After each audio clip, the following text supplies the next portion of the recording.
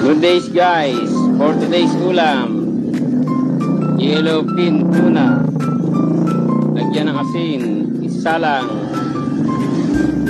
at pakuluan. Ayan, lagyan din natin ng sangkap, sibuyas,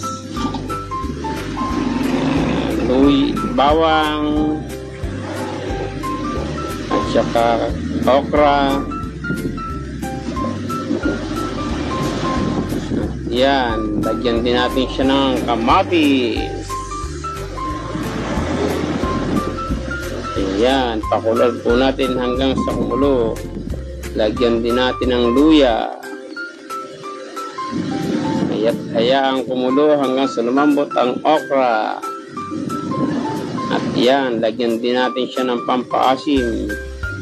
Ilagay na rin natin ang kangkong. Damihan natin para masustansya. Ayan, hayaan lang po natin siyang kumulo hanggang sa maluto. At yan, luto na nga po siya. Malambot na ang kangkong.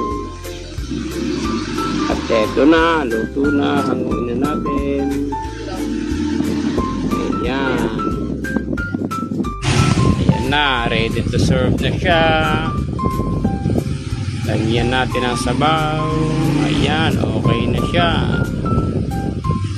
Pwede na natin kainin. Ito na, tara kain na. Siyempre may sausawan para mas masarap. Sili at patis, saka kalamansi. Ito na, ayan. Tara, kain na po. Ayan, sige po, bye bye. Thank you for watching.